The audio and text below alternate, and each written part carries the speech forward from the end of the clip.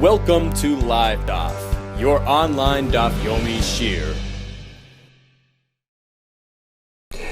Shalom Aleichem and welcome back to today's Daf. Hayemi brand new Masechta Maseches MEILAH. We begin Daf Beis Amud Aleph at the Mishnah. MEILAH. What is MEILAH? Rashi and Chumash explains MEILAH means lashon of shinui, of change, of deviation.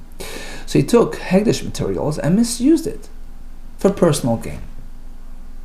Whether we're talking about Bedek Habayis materials or money that had been donated to the Beis HaMikdash building fund, so treasury materials is subject to MEILAH, or we're talking about karbanis, whether it's kachei kadashim, the higher tier karbanis like chatas, asham, or oila, or lower tier karbanis like shlamim, bchor, etc.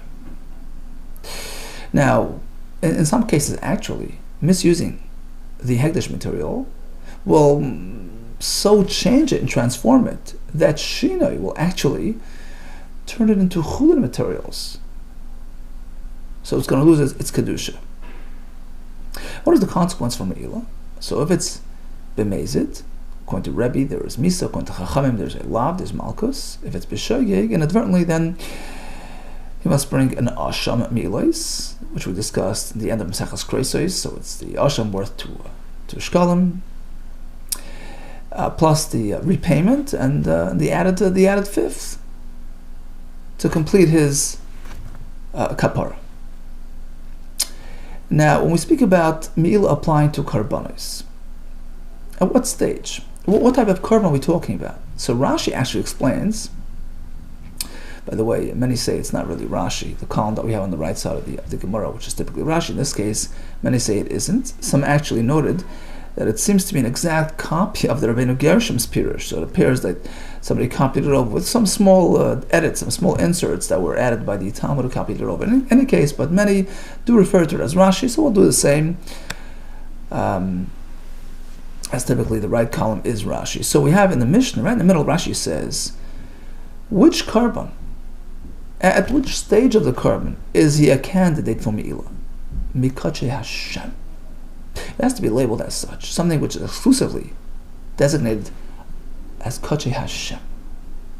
So what qualifies to be called Kachei Hashem, and what is a candidate for MEILAH? So let's go through some examples.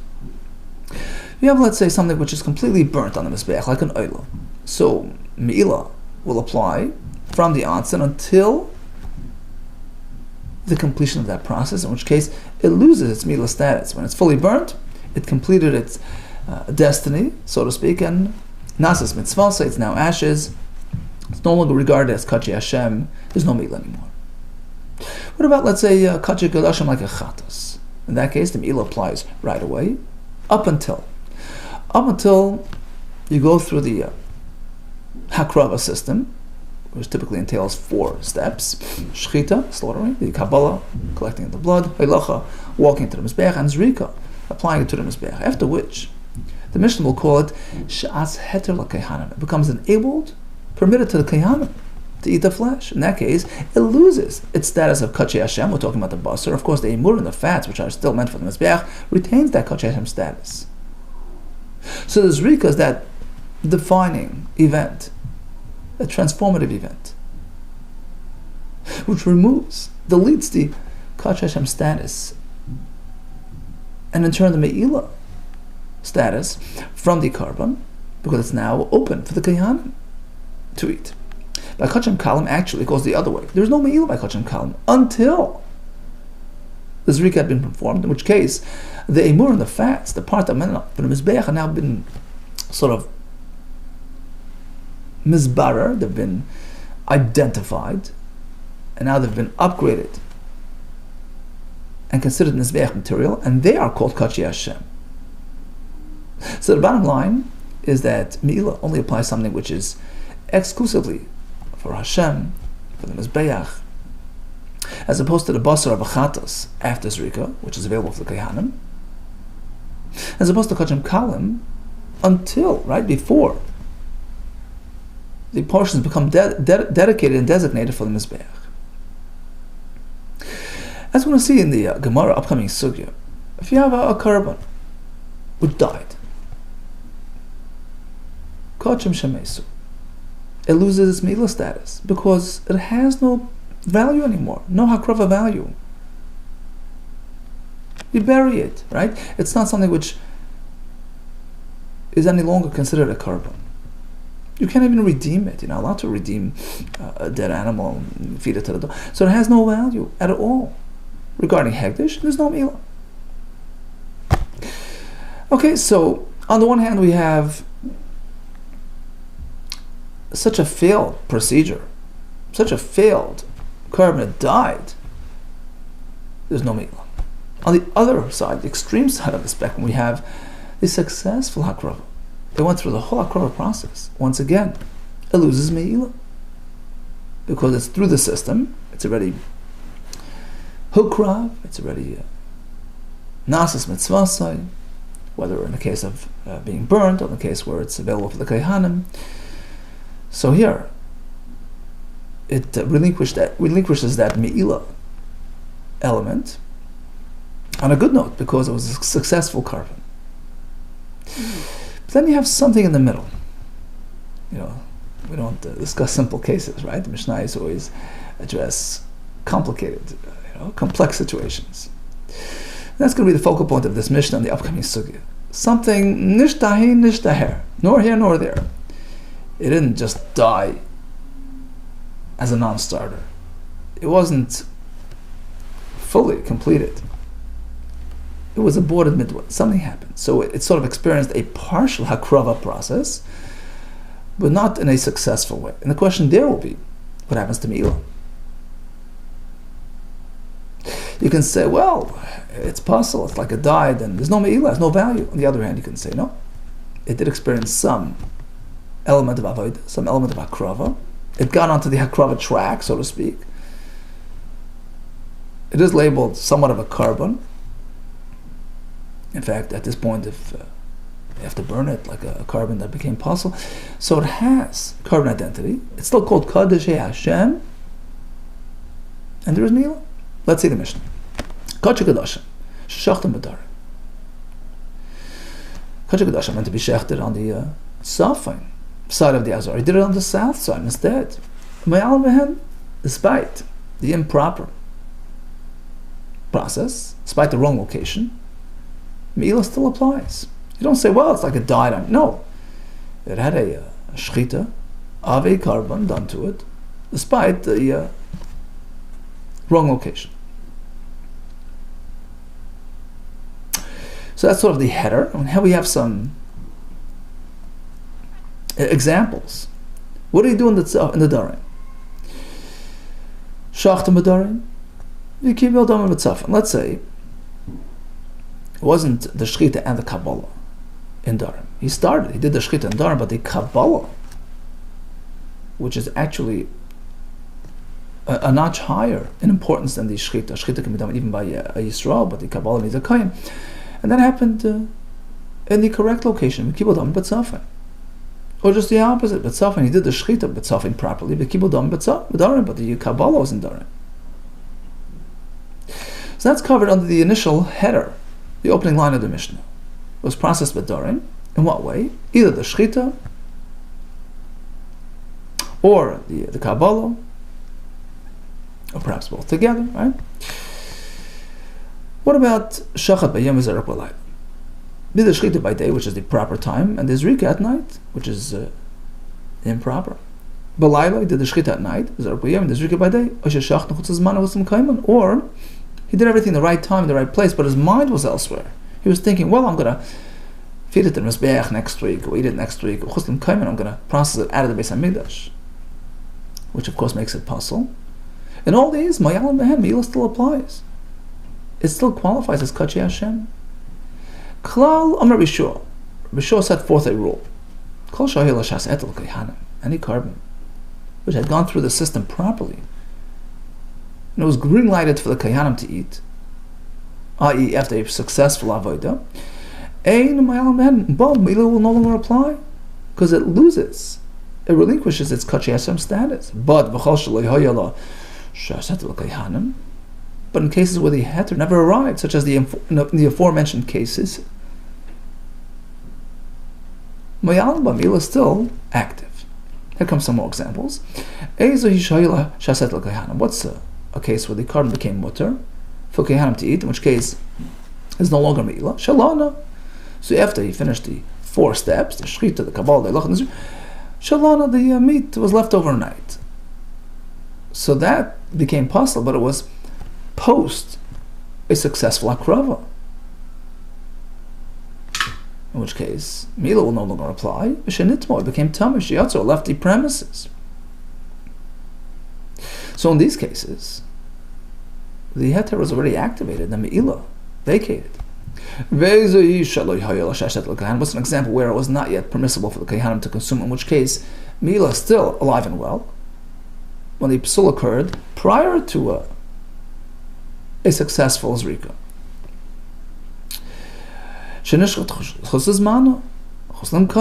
shchita was awry. It was done with the intent to process the carbon next week, or out of the premises, or unsuitable individuals did the kabbalah of the dam, Zokar's dam, and they spurged the blood. So something went amiss mid-process. It never arrived at the hetel kehanim to remove the me'ilah. Says the Gemara, Ktani kachikachim shachtam b'darim. Mishnah begins, the halacha that if the shechita took place on the wrong side of the azara, me'ilah still applies. Ask the Gemara Pshita, obviously, why would me'ilah disappear? Where would it go? There was no successful hakrava. Mishum the shechitasan b'darim, just because he did the shechita b'darim, which of course is possible. Apikinum de me'ilah. Why would I think me'ilah leaves? He extracts it from me'ilah? How? Says the Gemara Itzrich. We have to discuss this case. There is a chiddush. There's room to think. Once we know, carbon that died on you, Yotzu mit me'ilah dvar Torah. Torah loses me'ilah. With the Rabban, there's still me'ilah, but not Torah is no me'ilah because it's totally valueless in terms of carbon purposes, and it has no Kach Hashem status. So I would think perhaps in our cases as well, there's such a severe deviation from the protocol. In fact, you can say it was a non-starter. The shechita, which is the initiation of that krava, was in the wrong location.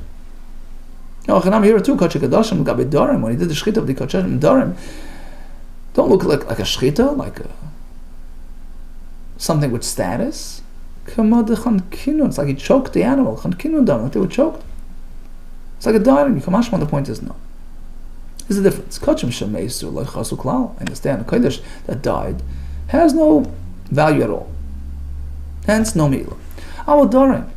But let's realize the darim of the azara, although it's not good for this carbon, but it's a place where they make karbanos. He, true, granted, it's not suitable for the higher level carbon. And so it made it possible.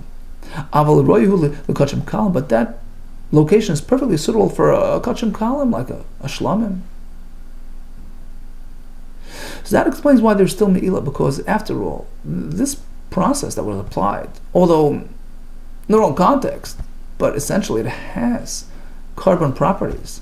There's an element of akrava that this carbon experienced, in which case it is deemed to have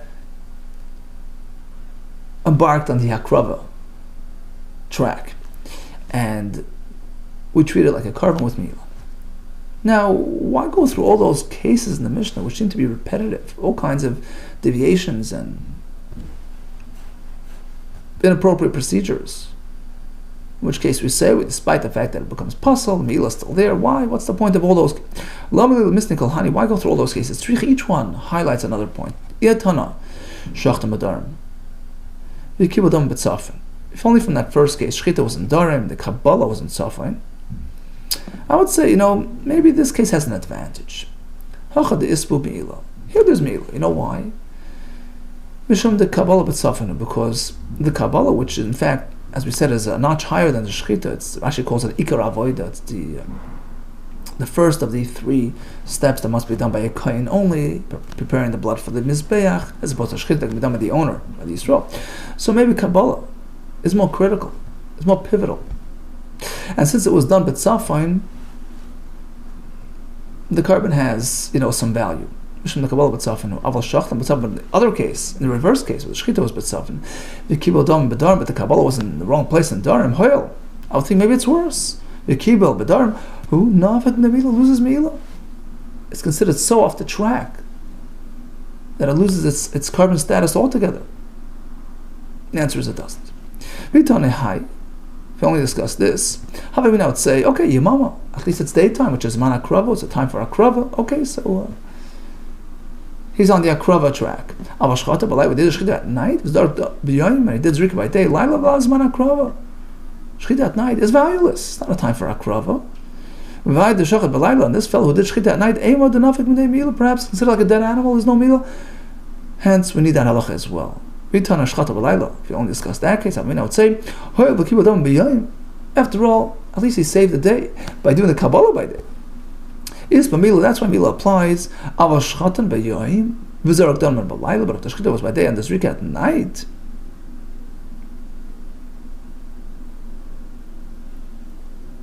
actually some change it to okay. Is for Milah. Aval shchotam b'yom zeruk done b'layla. But if he did a shchita by day and the zrika at night, where we know that the zrika is the most critical, phase of the akrava. That's what clinches it.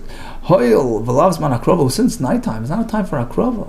So again, let's treat it like a dead animal. Like he choked. Basically, it's a non-starter. Milah and Milah should not apply. Kamashmon comes the Mishnah and says in all these cases,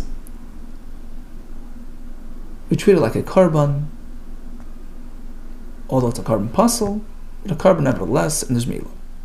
What about the case of pigel? What's that suitable for? So I understand, Rashi explains, in all these cases, despite the fact that there was a psul that took effect, but after all, you can point to some redeeming element in every instance, like in the case of darim. The location is good for other karbanis, so it has an element of akrava to it. Nighttime, Rashi says, it's close enough to the day, it's not really a separate entity. But in the case of chutz l'zman and chutz l'mkaimai, which we call pigel, right? What's that suitable for? It's a total deviation. Why would it still have carbon status? What positive element, so to speak, do you have in this experience that relates to anything resembling hakrava? The answer is it has value. Hoyl umaratz lepigulan, or lepigulan. Rashi explains. Pigel, in order to generate pigel, you have to generate it with a very specific procedure. Meaning, the kohen started the 4 avodas, the shechita, the kabbalah, the lachal, the zrika, with a machshava. I'm going to process it next week. I'm going to feed it to mizbeach next week. Feed it to kohanim next week. Now, if he has that machshava throughout the 4 steps, the shechita, the kabbalah, etc., then it is labeled as pigel. But if he interrupts it with a different avodah, with a different machshava, let's say he inserts another inappropriate thought, shloi l'shma. Okay, so during the shechita he had in mind pigel, but then somewhere in the middle, the kabbalah, etc., he's thinking, this is a different carbon, so he's mislabeling the carbon. It's a different type of deviation that will disrupt the pigel from developing. So in a sense, you can see that the shechita, which leads to the pigel product, has almost, you can say, positive value to it. And that's chashivas, because it's needed. It's required for the establishment of the pigel status. You need to have a proper shechita, proper kabbalah, proper halach, proper zrika, to generate that pigel. So pigel isn't just a negative. Isn't just a lack of. It's sort of almost like a constructive. It's like a thing that requires a building up. You're generating pigel through a shechita, etc., done with a pigel mindset. And in fact, the pasuk refers to it with a lashon of iratza, lo yiratza, in a negative term. Lo will not be desired, accepted by Hashem. So the Gemara learns that it's comparable to a proper kartzah, kosher, just like a kosher carbon has hartzah. It's an effective carbon accepted by Hashem. Pigul is a parallel in a negative sense. So what we see is that the avodas of pigul have value, have chashivas. They establish a pigul system here. Hence, says the Gemara, if the shechita of pigul has value, so we consider it like the carbon experienced an element of akrava. And the Farshim explained the same thing with chus l'mekayma. Even the chus l'mekayma runs a different system than chus l'zmanei, meaning he did the shechita having in mind to process outside the Beis Hamikdash, but has similar status to chus l'zmanei. So we pair it together. And in both cases, we do consider the carbon having experienced an element of akrava, and therefore it's not considered like it just died, and therefore retain this MEILAH. Okay, so let's just recap this shtickle Gemara. We have a kacheh kachim, which is a candidate for MEILAH, if in fact it's labeled kacheh Hashem. So if it's fully processed, and now it's mutar for the kaihanim, there's no longer MEILAH on the basar. On the other hand, kachim shemeisu, it has no akrava value whatsoever. Again, there's no MEILAH. What if it's something in the middle? It started, it embarked on the hakrava process, but it went awry. There was even a very severe psul in the shechita. Mishnah says MEILAH still applies. And we explained that despite the psul element, we still consider the carbon as though it experienced some sort of hakrava experience, and it still retains its carbon status, rather than considering like it just died on you. No, it was processed as a carbon would be processed, although in the wrong way, in the wrong context. Continues the Gemara. Now a new question. There's a halacha called im alu lo yerdu. We discussed it at length in Maseches Vachim. You have carbon material, which is now happens to be on the mizbeach, even though it's inappropriate, it's unfit, it's unsuitable, it's pasul for some reason. In many cases, we leave it there. Once it's on the mizbeach, it sort of gets enveloped into the mizbeach's environment. We learn it from a pasuk, and it stays there.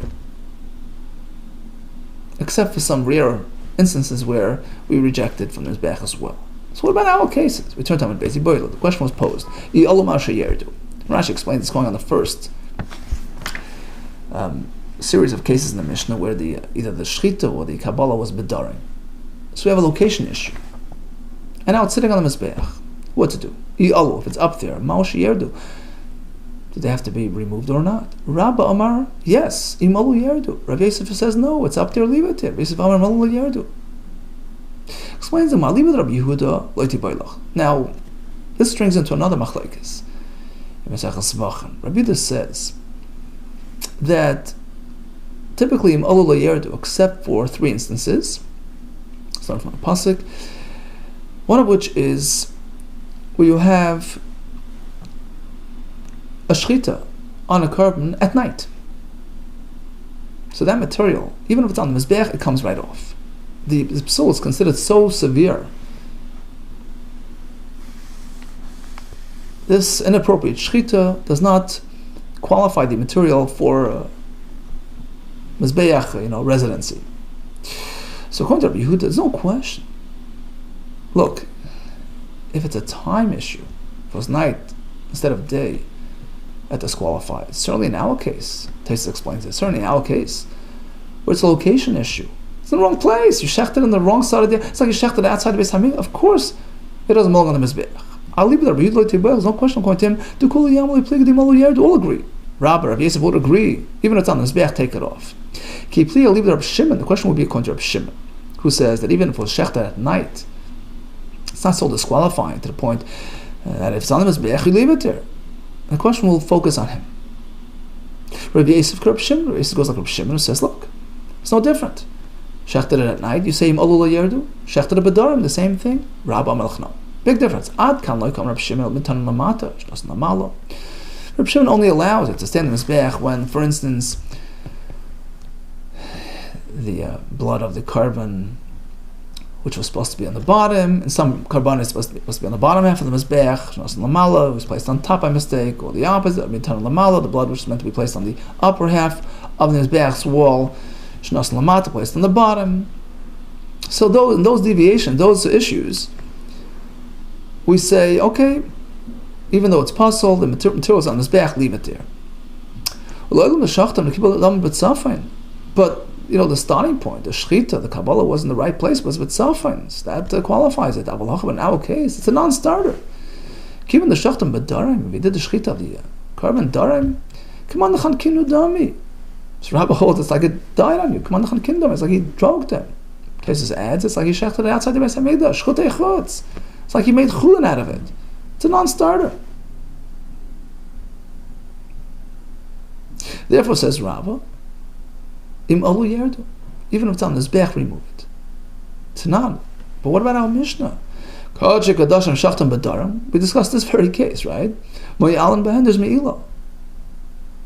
Now, as we explained, MEILAH is synonymous with identifying it as a carbon. It has to have some carbon identity to it. According to Rabbi Yisrael, it works. Because he holds imalu lo yerdu. Rashi explains that's indicative of some presence of kedusha, hence MEILAH. El Rabba, who says he rejected from his back, it has no carbon value, no kedusha conscious. So why would there be MEILAH? My ma'alam man midrabanan. You're right. When I tell you there's no MEILAH midrabanan, because it's reminiscent of a carbon. Me'ika ben deraisa l'drabanan. Ma'ika ben deraisa l'drabanan. What difference do we find between MEILAH deraisa and l'drabanan? Deraisa was deraisa b'shalom chavish. You add the fifth drabanan. If it's only drabanan, you have to repay it, but without the fifth loy. Tesis adds, of course, there's a difference regarding carbon as well. By MEILAH, the deraisa you would add a carbon, and by the drabanan you would not. Okay, explain Rashi and Tesis. Says the more really, there's such a thing as MEILAH midrabanan, mi'ika MEILAH midrabanan. Yeah, damar ula, Rabbi Yochanan. Right, we had that quote before. Kachim shemeisu. What happens? The carbon dies. Yatsu the MEILAH d'Torah has no carbon value anymore. There's no MEILAH min Torah of alma b'deraisa. So he says min Torah lo islahin, but midrabanan is fine. There is MEILAH. Achinam here is all in our case when he shechted in the wrong place midrabanan. There is MEILAH midrabanan. Lemetanin la ula. So why does Ula have to teach us this point if it's already discussed in the Mishnah? When the Mishnah we just learned, according to Rabba's explanation, Shechita b'darim, it's like he died, and there's no MEILAH in that Torah. So what's the point of Ula repeating the same point about an animal that died, about a carbon that died? Lema tanin lahadula, Amar Rabbi Yochanan.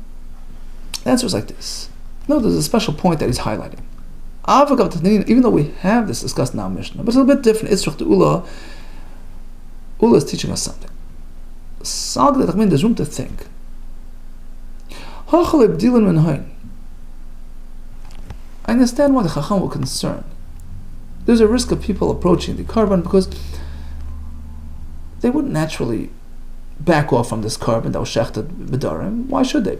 But if a carbon died, there's a natural aversion to a carcass. People don't touch, since naturally people give away. Perhaps there's no concern, there's no reason for Chacham to establish a Isra MEILAH. I feel MEILAH d'Rabbanan, there's no MEILAH d'Rabbanan either. Kamash one. Hence, he has to come teach us there is MEILAH there as well. Mesunam tanina. Well, says the Gemara, we have actually another discussion regarding this very case of Ula. There a Mishnah that speaks about a chatas, which was a balas mum, needed to be redeemed, and it died.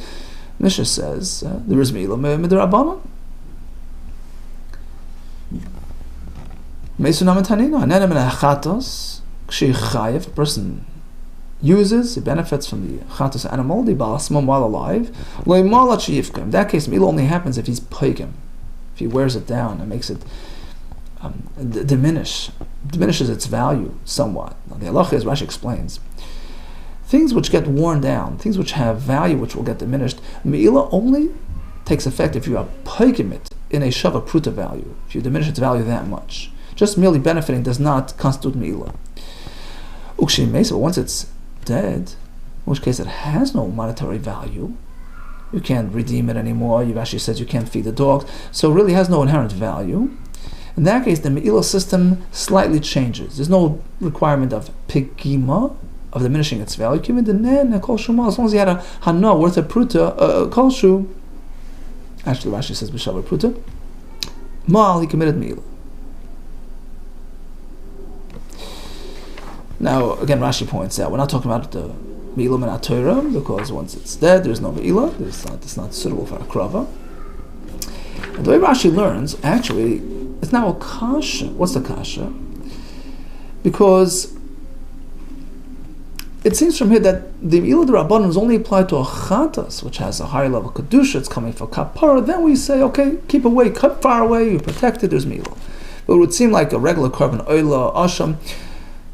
If it dies, there's no Me'ilah. In contrast to Ula, who quoted Rabbi Yochanan, there's Me'ilah by all karbanos that died. That is the way Rashi learns the Gemara. It's a kasha. And the answer is no, just the opposite. Of course, Me'ilah applies to all karbanos equally. The Mishnah had to highlight. You should know it also applies to achatas. Don't think people naturally keep away from achatas. Kapara, it's scary. There's room to think. We turn to the next Amud. Achatas by achatas. It's unique. Since it's coming for atonement, Rashi's gur is bedilin ubedilin mina. People naturally will keep away from it during its lifetime, and certainly after it dies. It's right. So there's no need to apply a special Isad Rabbanon. Aval kachim. Hoyev level kapara ka'asi, but a regular carbon which isn't meant for kapara. Loy bedil mina. People will not naturally keep away from it. This Me'ilah over there's Me'ilah. So there it's simple. The chiddush is that even the chatas, who you would think there's no concern, we still apply, Kamashma, the point of the mission is that even by chatas we apply Me'ilah. Ask the Gemara of a chatas shemesim is by Me'ilah. Is that true that a chatas, which died, will have Me'ilah midrabanan?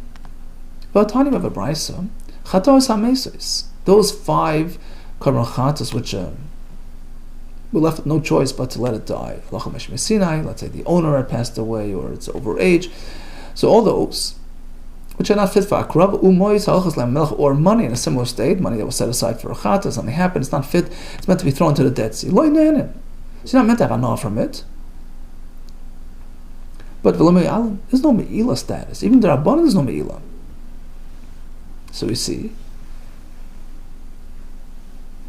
that Kachim Shemesu have no Isra Me'ilah in the Midrabanan.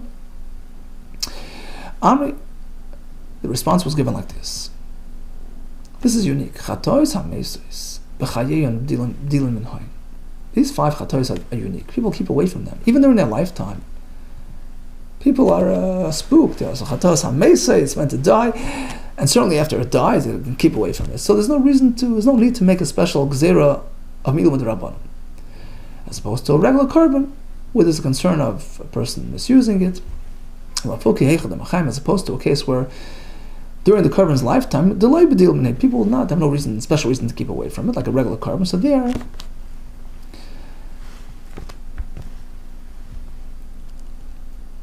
it's a carbon that is going to be processed, right? So his mind is on it, he feels connected to it, he relates to it, as opposed to Chadzam Mesos, which is off limits.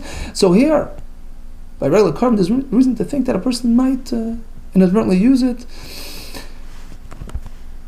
Therefore, the Chacham made a Isra Me'ilah, even after Misa, as per the Halach of Ula, Kachim Shemesu, will have Me'ilah Midrabanan.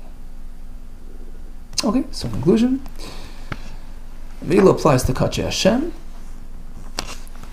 and if it's fully processed, it's mutal kayhanim, it loses its Me'ilah status. Likewise, if it died, there's no Me'ilah status. Min Torah. But with the Rabbanan, there will be Me'ilah, except for the Chamesh Chatois HaMesos. Regarding the question of Im Alu Lo Yerdu, so you have a carbon of Shechta B'darim, what if it's on the Mizbeach now? Will it be taken off? So the Mishnah we learned, Me'ilah still applies to all those aborted, so to speak, karbanis. What about Im Alu Lo Yerdu? So Gemara comes out according to Rabbi Yehuda, just as Shechita at night, you say Alu Yerdu. Certainly in our case where it was the wrong location. Therefore, in the case of Shechita B'darim, or according to Rashi, even Kabbalah B'darim, it's a non-starter. There's a Im Alu Yerdu. According to Rabbi Shimon, however, there's Machlekes.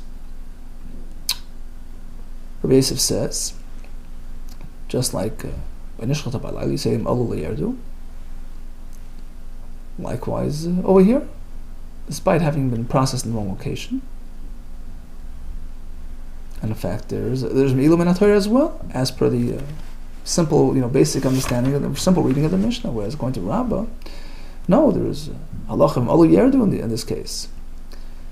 And when the Mishnah says there's MEILAH, it can't be MEILAH min HaTorah. It only applies to carbon materials, which just is not considered. Rather, it's only MEILAH b'derabbanan, similar to the case of kachim shemis. Okay, all the best, and hatzlacha.